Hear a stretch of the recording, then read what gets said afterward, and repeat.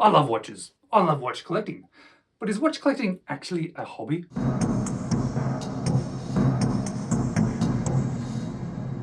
Hello, you're watching James. My name's James. You're watching me. And I am talking about watches. And it was quite a few years ago that I started my own sort of watching of watch-related content on YouTube.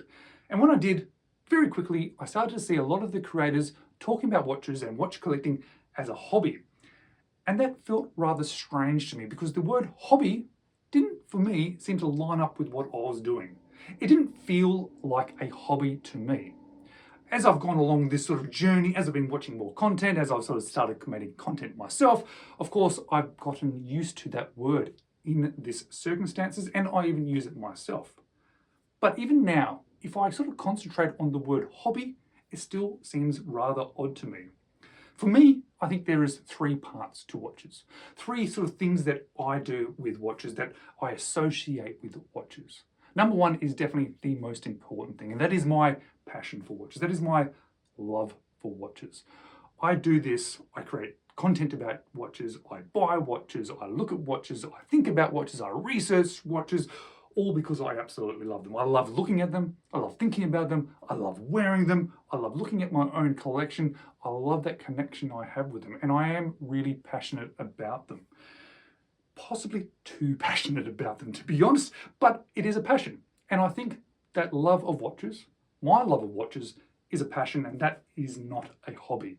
That is a passion. That is me being enthusiastic about a particular subject, that subject being watches.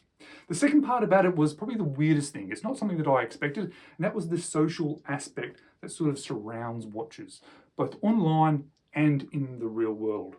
I hadn't really sort of done much sort of socializing or speaking about watches to other people before I sort of got really involved and sort of understood that there were other people that loved watches, before I started watching this content on YouTube about watches.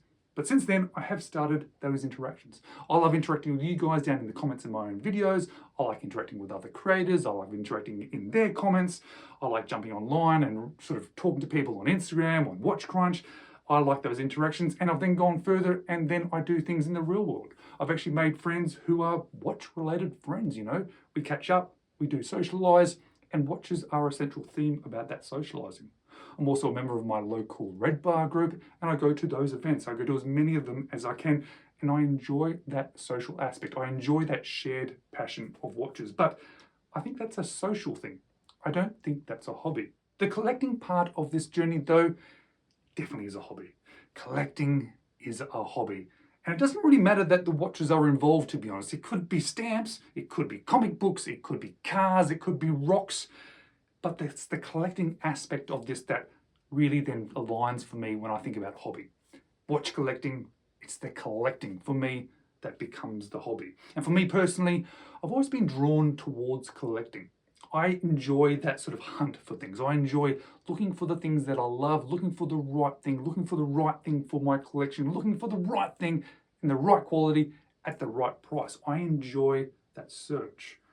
But I've also got another part of me. I've got another part of me that is very well aware of how much money could be spent on collecting, that is very well aware of how much things that I actually like in my home, in my life, and it wants to limit both of those things. It wants to say, no, don't spend money on those things.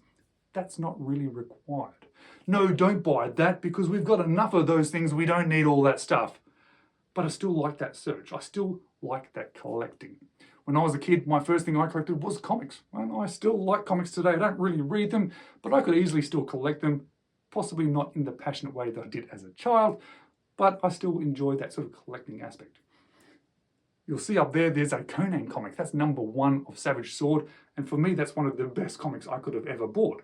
And that kind of actually does something for me. That's sort of what I end up doing in this collecting space. Rather than collecting a whole bunch of something, I would think about it, I'd research it, I'd sort of refine it down to the point where, do I actually want to buy something? Or do I just buy the one thing that I really like?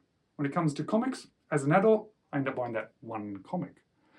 But watches, there's something different about watches. There's something special about watches, because not only am I passionate about watches, but as you collect watches, there is something a little bit magical, because unlike a comic book, which you can display like that, but realistically normally sits in a drawer, watches you actually wear. watches you actually use, watches you actually enjoy, so the collecting of them makes more sense to me. Plus, I also keep a certain collection size, so I sort of keep it down to that. And I'm happy to sell watches and then add watches. I'm not trying to make a massive collection. So I think the collection aspect of watches fits in well with me, and I understand why watch collecting is a hobby. Have you ever thought about this yourselves, or am I possibly overthinking this? I've been known to overthink things, especially when it comes to watches, but I thought it would be quite interesting just to talk about this, just to get this off my chest, if for no other reason. Let me know what your thoughts are down in the comments below. And after you do that, maybe watch this video next.